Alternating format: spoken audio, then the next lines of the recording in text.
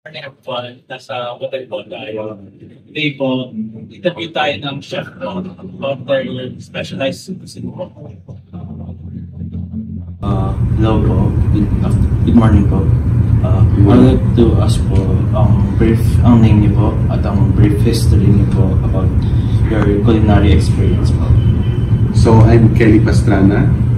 I'm also a Biniljan. I'm ID number 118, and I worked before sa other restaurants bago ako bumalik here sa 200 Batel, and I'm the chef de cuisine of Batel Restaurant Manila. Thank you po. Ano po yung specialty dish? Actually, sa specialty dish, sa tingin ko European. Kasi doon ko nakikita yung parang masaya. Tapos more on techniques, more on practical flavor of ingredient talaga ang kailangan. Dapat mas lumitaw siya. So parang, since nung nag-start ako mag-work outside, more on European restaurant ang pinasukan. Pero in terms of specific dish po, ano po? Specific dish, more on Italian. Gusto ko talaga yung Italian since yung flavor, very unique. So, what made you specialize in this particular dish for food po? Siguro, I think, napamahal na lang ako sa Italian since nag-internship din ako sa Italy before. Tapos doon ko nakita yung ang pagkakaisa ng culture, heritage na nilalabas nila sa dish. Kaya nakakatuwa ang Italian cuisine. So, sa pag-receive po ng meat or pag-prepare po ng dish po, ano po yung quality or standards na hinahanap? Unang-una, when receiving meat talaga, unang-una tinitignan mo yung freshness. Kung dumating mo siya ng frozen or unfrozen, kung unfrozen naman, tinitignan ko yung smell, yung texture ng meat para ma-make sure mo na palaging consistent ang quality ng ingredient. What are your cooking techniques po para maging unique yung dish niyo? Siguro here sa Batel, ang ginagawa namin as soon as possible, yung flavor profile is mas pinapalapit namin sa Filipino palates. Kasi alam naman natin, ang French cuisine is very bland. Kung alcoholy siya, alcoholy talaga, something gano'n. Kung maasim siya, maasim lang, di ba? So here sa Batel, ang ginagawa namin is as soon as possible, mas malapit yung flavor sa panlasa ng Pinoy para may kumain din. And then for the technique naman, syempre we're doing unique techniques naman dito, especially when it comes to fabrication. May mga, kung ang tinatawag nila, may mga shortcut na, di ba? Kasi may mga bagay minsan na parang hirap gawin, pero may mas better way pala para maging efficient ang kitchen. Kasi may paniniwala kami, efficiency ang pinaka number one na kailangan mo when it comes to kitchen.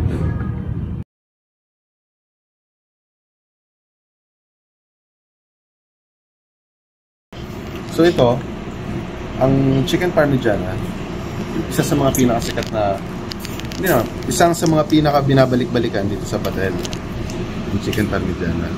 So, ang ginagawa namin dito, inaano lang siya. Dito? Fini-fillet. Okay? Turo ko na rin sa inyo to para gawin nyo sa finance. So, pag nag-fillet kami dito, dapat sobrang malinis.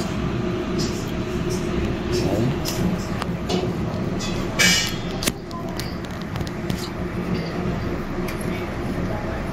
Sensya nyo ng mga kuya nyo, ha? Ano? Kasi ba?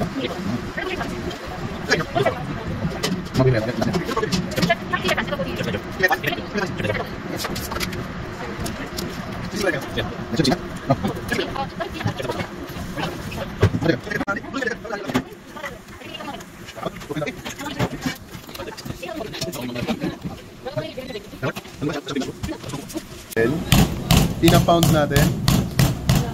technique to. Bakit pinapound? Para mamaya, pag nag-fry tayo, even ang cooking.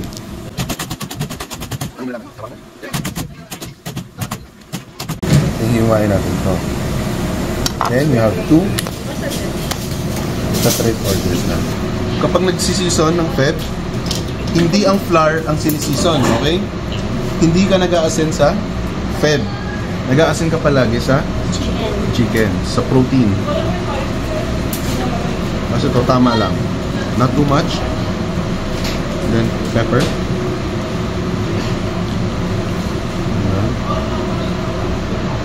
Yan. Then, mo na siya dyan. First is flour.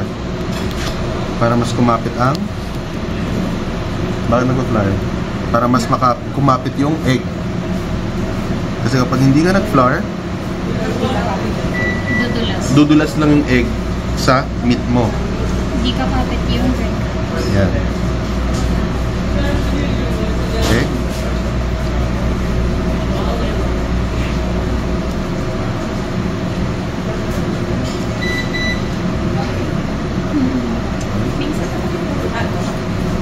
Baka nandyan lang sa gilid na hugasan. Naglalagay ng breadcrumbs out, pinipress para kapit na kapit.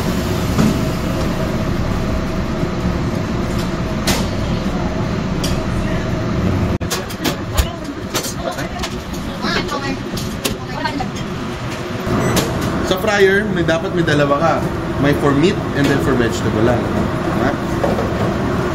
Kapag gumagamit ng fryer, hulog mo na to, tak-tak mo, dapat walang may mahulog yung mga excess. Then, dahan-dahan. Always, pag ganun.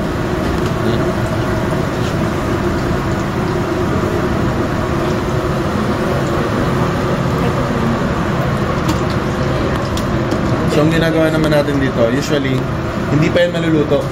Diba? May hilaw pa yan. So, ang ginagawa natin dito, kinukulayan lang natin. Nagbibigay lang tayo ng color. Then, tatapusin natin sa oven. Diba? Ayan, hindi pa yan luto. Sure na sure yan na yung loob niyan hilaw pa. So, para ma-retain mo yung color, na golden color, pero maluluto siya, ilalagay natin siya sa oven. Tama? Kasi kung maghihintay lang tayo dito na hanggang maluto siya, baka sunog na, doon pa lang maluluto yung chicken. Tama?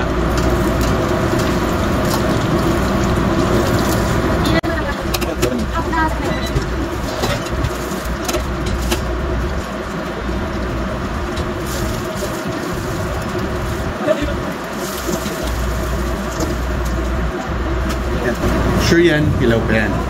Pero maganda ng kulay. Ito ba yung makanda? Chef. Ito. Tapos bibigyan natin siya ng pagmamahal. Diyan lang. Mukhang malikot.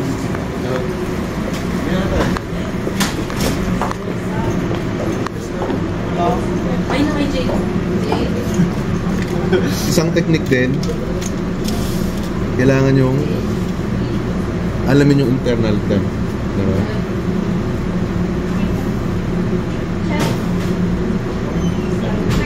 Gusto nyo bang malaman kung mainit na?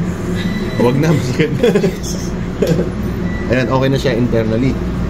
So, ang kukunin naman natin is lalagyan na natin siya na sumudaw. Hindi pagawa ko rice. Ayoko nang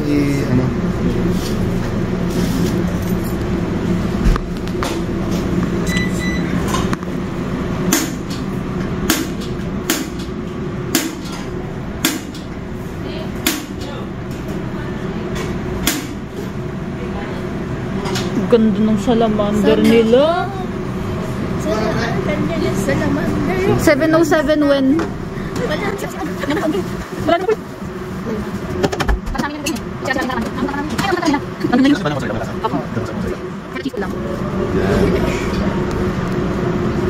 So, Kaya nag-a-add tayo ng ibang classic cheese. For example, cheddar.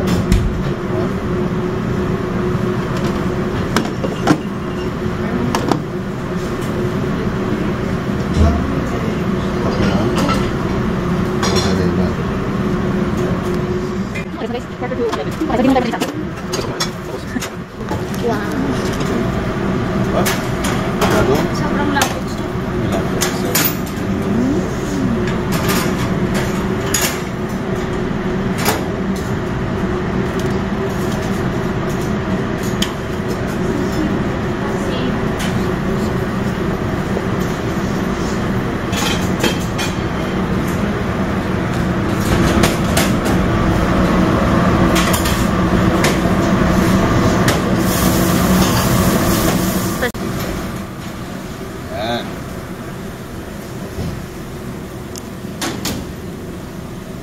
Sorry, Hindi naka-zoom out na kanina.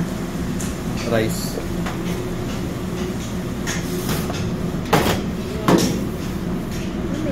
Ay, ka na? Oh, may warmer. Wow. Nangalay na siya. Alam nyo ba na ang binil ng pinaka-best?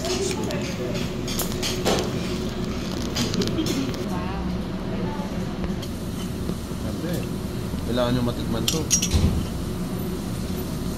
Para dito na sila mag-lunch. Dito na sila mag-lunch. Empty. Tikman lahat ng pagkain.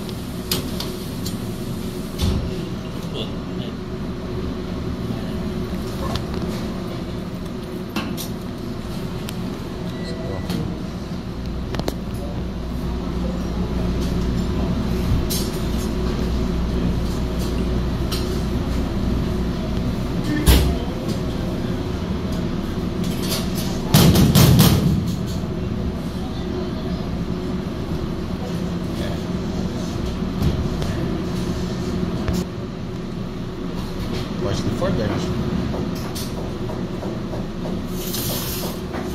Kainin nyo na to, ha?